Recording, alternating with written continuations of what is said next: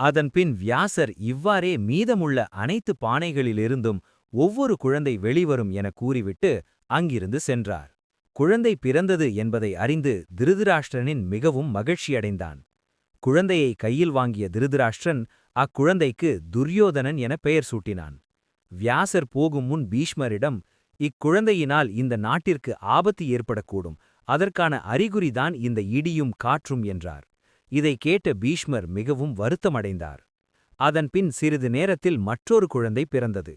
அக்குழந்தைக்கு துச்சாதனன் என பெயரிட்டனர். அதன்பின் பீஷ்மர் திருதராஷ்டிரனிடம், திருதராஷ்டிரா, முதல் குழந்தையினால் நமது நாட்டிற்கும் ஆட்சிக்கும் ஆபத்துகள் ஏற்படப் போகின்றன. அதனால் நீ துரியோதனனை கொன்றுவிட எனக் கூறினார். திருதராஷ்டிரன், எனக்கு வெகு நாட்களுக்குப் பிறகு குழந்தை பிறந்துள்ளது. என் குழந்தையை நான் எவ்வாறு கொல்வது? என்னால் கொல்ல முடியாது எனக் கூறினார். பீஷ்மர் திருதராஷ்டிரனிடம் எவ்வளவோ எடுத்துக் கூறினார்.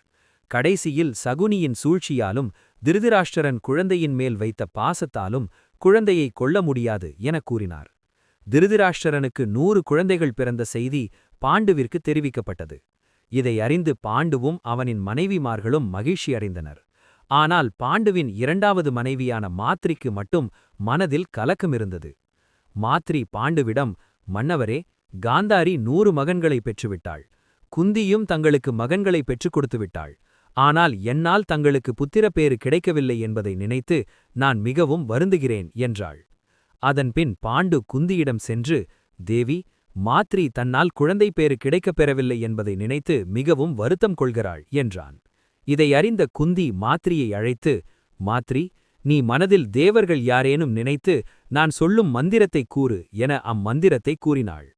குந்தி கூறியதைப் போலவே மாத்ரி மனதில் அஸ்வினி இரட்டையர்களை நினைத்தாள். மந்திரத்திற்கு கட்டுப்பட்ட அஸ்வினி இரட்டையர்கள் மாத்ரி முன் தோன்றி நகுலன், சகாதேவன் எனும் இரட்டை குழந்தைகளை அருளினர்.